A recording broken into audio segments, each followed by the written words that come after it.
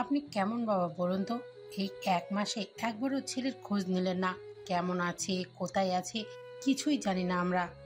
আপনার কি একটুও দায়িত্ববোধ নেই? এই কথাগুলো বড় আপার সুস্থ থাকলে অবশ্যই আপনাকে বলতো। তার হয়ে কথাগুলো আমারই বলা লাগছে এখন। যে ছেলের পরিবারের উপর কোনো দায়িত্ববোধ নেই তার খোঁজ নেওয়ার প্রয়োজনবোধ মনে করি না আমি। সে যেখানে আছে ভালো আছে, সময় হলে ফিরে আসবে। আমরা তো তাকে বাসা থেকে বেরিয়ে যেতে বলিনি।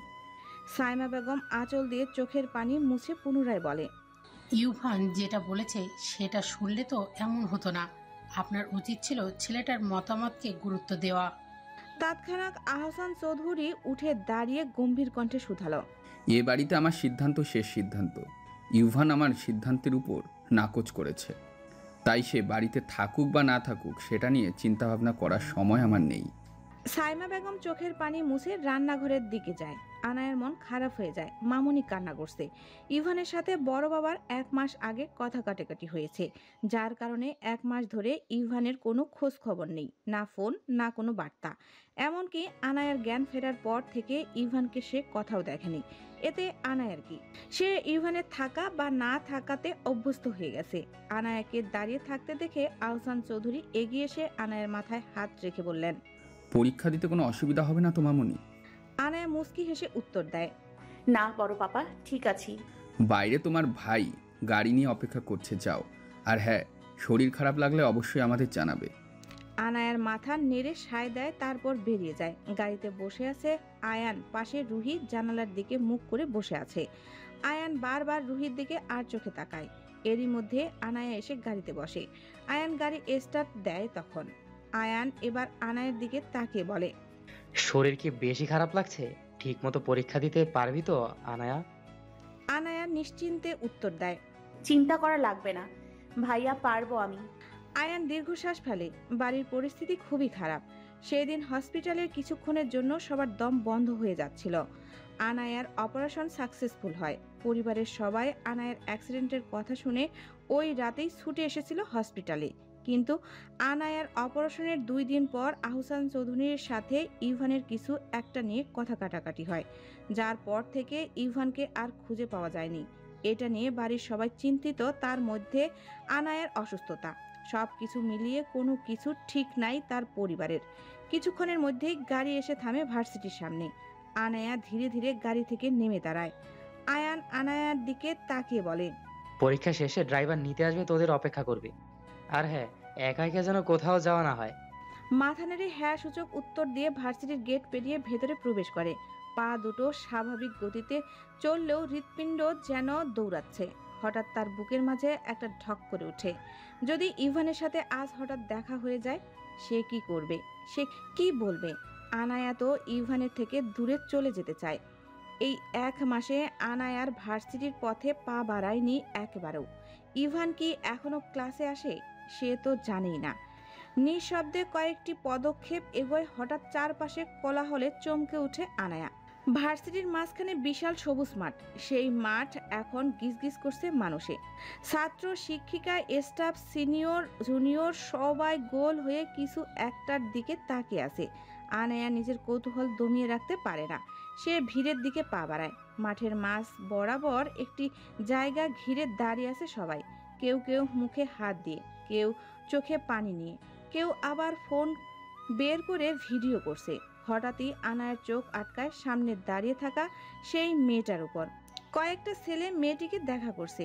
আনায়ার মেয়েটির মুখ দেখে চিৎকার করে উঠতে ইচ্ছে হলো।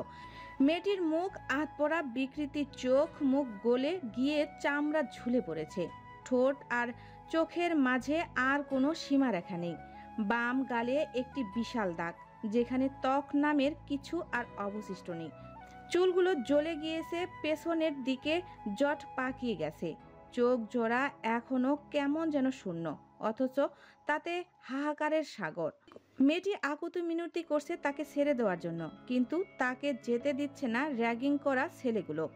আনায়া নিজেকে থামিয়ে রাখতে পারে না। যে করেই হোক ছেলেগুলোর কাছ থেকে অসহায় মেয়েটিকে উদ্ধার করতে হবে। সে ভিড় ঠেলে সামনে যখনই পা বাড়াতে যাবে তার আগেই পেছন থেকে রুহি খপ করে ধরে নেয় হাত। আনায়া থেমে পেছনে ফিরে রুহির দিকে তাকায়। তখনই রুহি কপাল ভাঁজ করে বলে, পাগল হয়েছিস তুই? কোথায় যাচ্ছিস? আনায়া হাত ছাড়িয়ে নিয়ে উত্তর দিল, ওই মেয়েটাকে বাঁচাতে।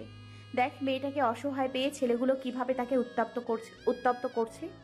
বলেই আনায়া পুনরায় পা বাড়ায়, কিন্তু আবার রুহি আটকে দিয়ে বলে, পাগলামি করিস না আনায়া, জানিস ওই মেয়েটাকে? আনায়ের চোখে একটা কৌতূহল ভরা উচ্ছ্বাস। কে? তুই চিনতে পারলি না? এটা তো আনিকা। আনায়ার শরীর জমে যায়, আনায়ার চোখ বড় বড় হয়ে ওঠে। রুহি আবার বলে, এই সেই মেয়ে যার সাথে তুই ক্যান্টিনে ঝগড়া করলি ইউভান ভাইয়ের জন্য, মনে আছে? আর তারপর তোকে ইউভান ভাই মারলো, ওই আনিকাই মেয়েটা। আনিকা নামটা মাথায় ধাক্কা খায়। আনায়ার চোখ আবার ছুটে যায় মেয়েটার দিকে। ভেঙে যাওয়া রূপের ছায়ায় এখন শুধু যন্ত্রণা আর ক্ষত। হঠাৎ আনায়ার কানে চারপাশ থেকে গুঞ্জন ভেসে আসে, কেউ কেউ বলা বলি করছে, জানিস আনিকা নাকি 1 মাস আগে বাড়ি ফিরছিল, তখন রাস্তার কোনো থেকে একটা বাইক এসে অ্যাসিড ছুঁড়ে পালিয়ে যায়।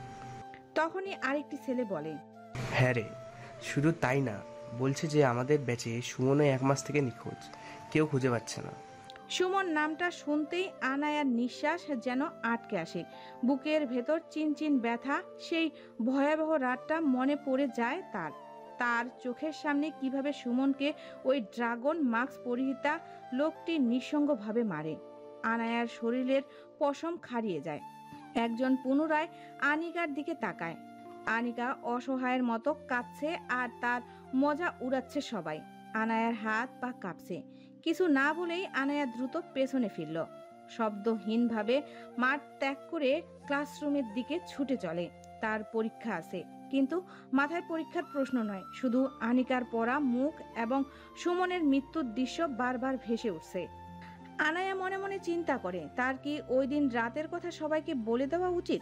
না, চুপ থাকাই শ্রেয়। এটা ভেবেই আনায়া নিশ্চুপ রইল। গাড়িতে আরাম করে বসে আছে আনায়া।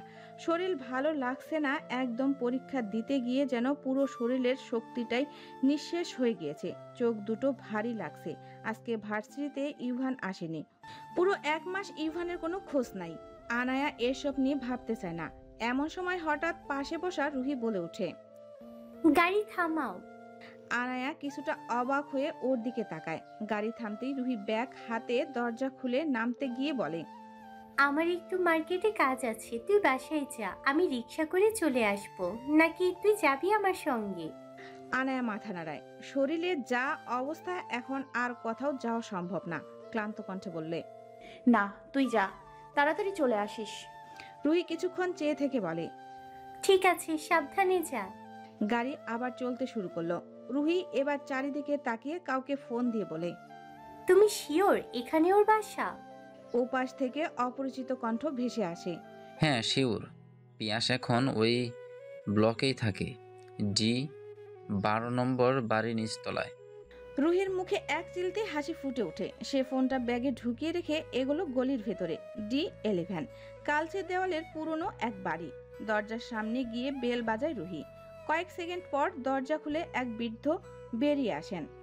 আপনি কাউকে খুঁজছেন? এই বাসায় পিয়াস থাকে, তাই তো? থাকে তো, কিন্তু আর নাই। 1 মাস আগে হঠাৎ করে বেরিয়ে গেছে। কোথায় গেছে কিছু বলে যায়নি। রুহির মুখে হাসি মিলিয়ে যায়। সে ধীরে ধীরে বলে, আপনি কি জানেন সে কোথায় গেছে? না মা। রুহির চোখে পানি এসে পড়ে। তার মনটা ভার হয়ে যায়।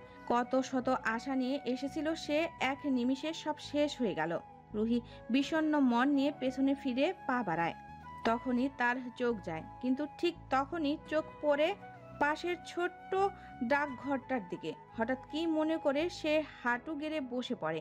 ব্যাগ থেকে কলম আর একটি কাগজ বের করে দ্রুত কিছু লিখতে শুরু করে। প্রিয় পায়েস, তোমাকে টেস্ট করার জন্য এসেছিলাম যে তুমি আসলে মিষ্টি নাকি তেতো, কিন্তু তুমি তো আমার আগে পালিয়ে গেছো। এই যে পালিয়ে যাবে কত দূর? রুহি নামক জিনিস তোমার পিছু ছাড়বে না, বুঝলে? তবে শোনো, তোমাকে আমার বড্ড মনে ধরেছে, তাই তুমি চাইলেও পালাতে পারবে না।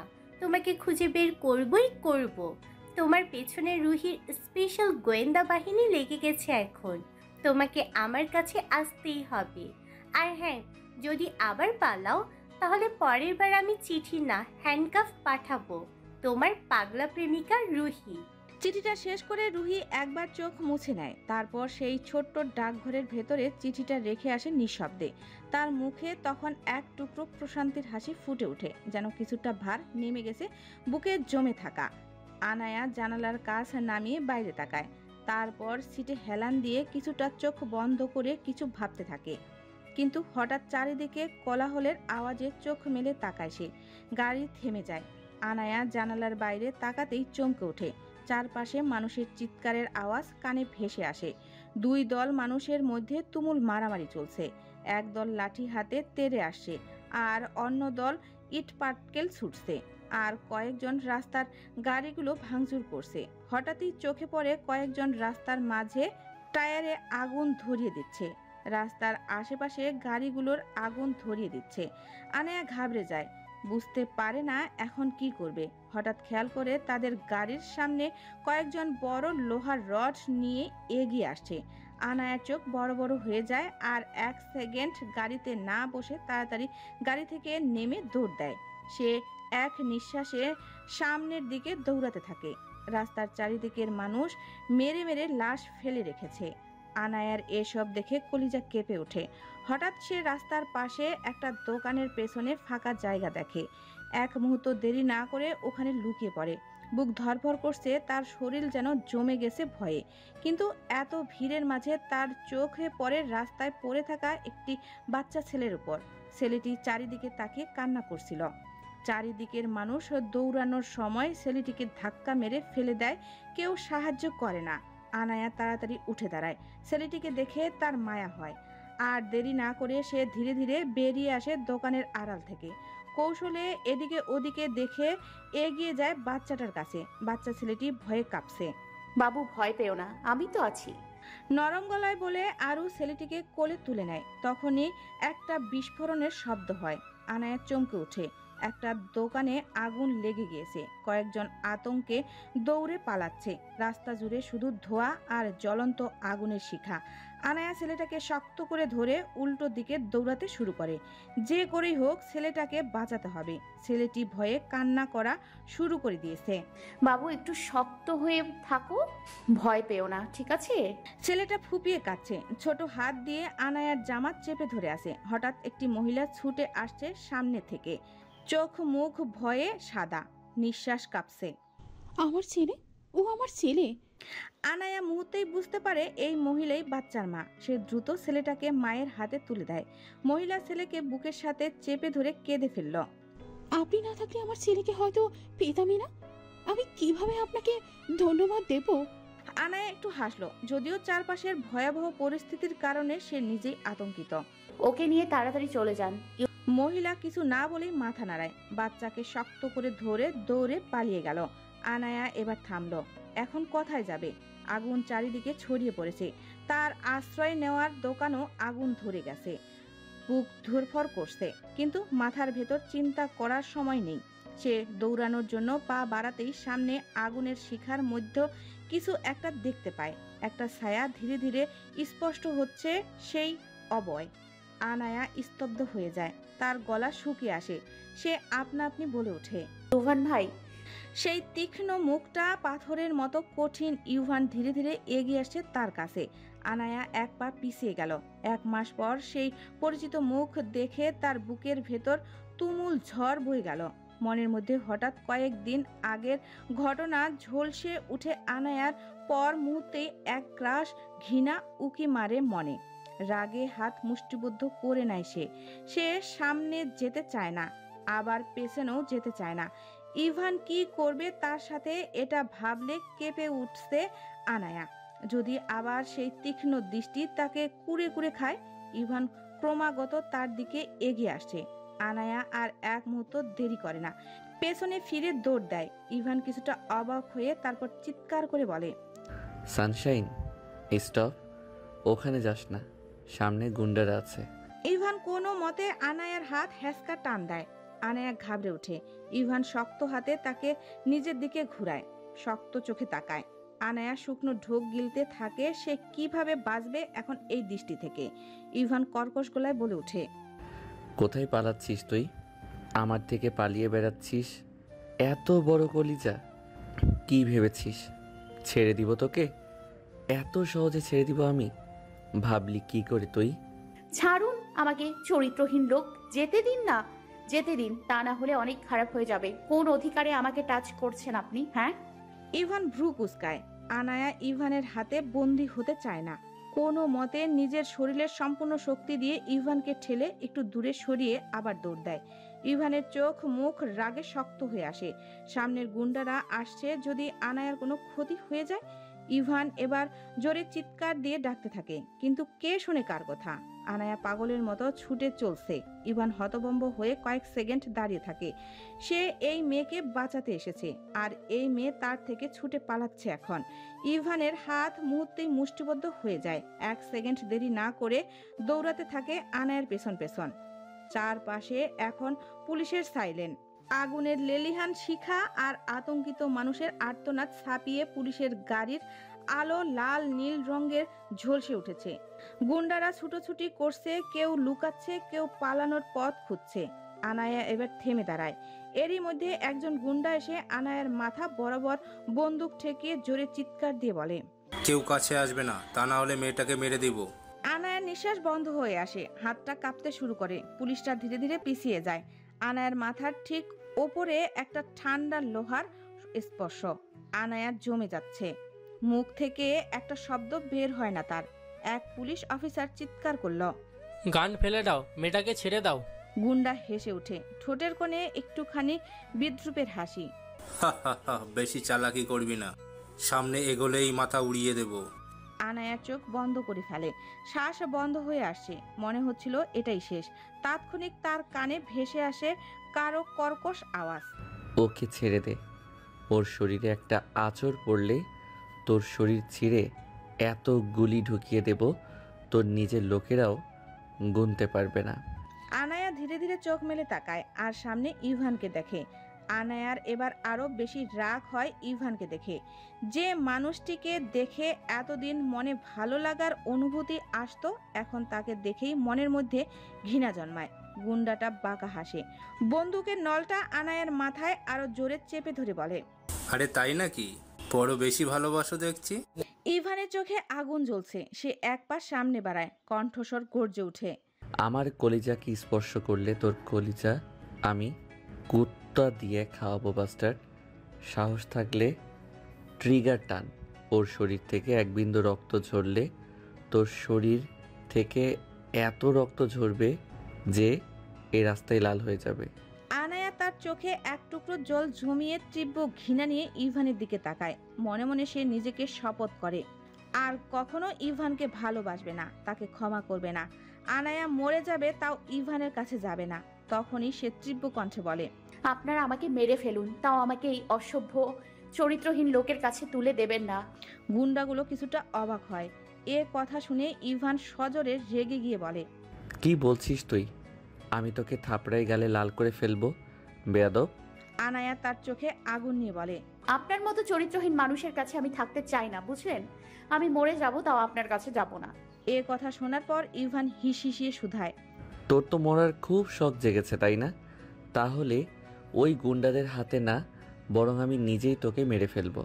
একবার আমার হাতের কাছে আয়, তোকে ঠিক বুঝিয়ে দেব মৃত্যু কতটা যন্ত্রণাদায়ক হয়।